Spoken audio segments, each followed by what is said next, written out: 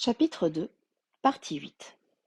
Voilà, ce fut après cette conversation que Loup Bleu accepta la compagnie de Perdrix. Elle était gaie, ils échangèrent leurs souvenirs, les années passèrent. La semaine dernière, Perdrix est morte. C'est ainsi qu'on arrive au présent, à ce moment présent, justement, où Loup Bleu est assis dans son enclos vide, assis en face de ce garçon. Œil dans l'œil, tous les deux, avec le grondement de la ville en guide de silence. Depuis combien de temps se regardent-ils ainsi, ce garçon et ce loup? Le garçon a vu le soleil se coucher, bien des fois, dans l'œil du loup. Non, pas le froid soleil de l'Alaska. Celui-là, avec sa lumière si pâle, on ne sait jamais s'il se couche ou s'il se lève. Non, le soleil d'ici, le soleil du zoo, qui disparaît chaque soir quand les visiteurs s'en vont. La nuit tombe alors dans l'œil du loup. Elle brouille d'abord les couleurs, puis elle efface les images, et la paupière du loup glisse enfin sur cet œil qui s'éteint.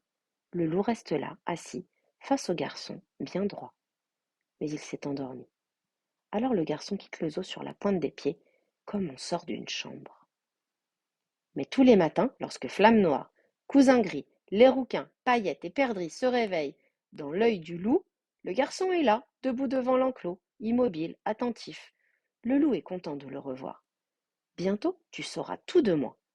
Le loup rassemble maintenant les plus petits souvenirs, tous ces jardins zoologiques, tous ces animaux de rencontre, prisonniers comme lui, si tristes, tous ces visages d'hommes qu'il faisait semblant de ne pas regarder, pas très gais, eux non plus.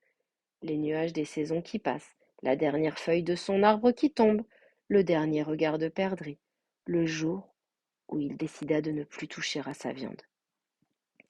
Jusqu'à ce moment précis où se présente le tout dernier souvenir de Loup Bleu.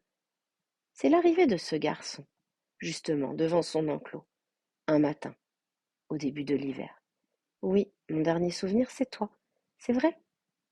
Le garçon voit sa propre image apparaître dans l'œil du loup. Ce que tu as pu m'agacer au début. Le garçon se voit, debout dans cet œil tout rond, immobile, comme un arbre gelé.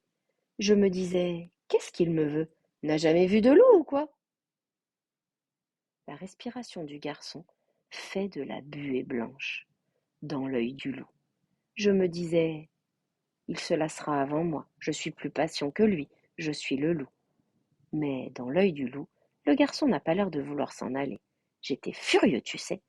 En effet, la pupille du loup se rétrécit et s'élance comme une flamme autour de l'image du garçon. Et puis tu as fermé ton œil. Vraiment gentil ça.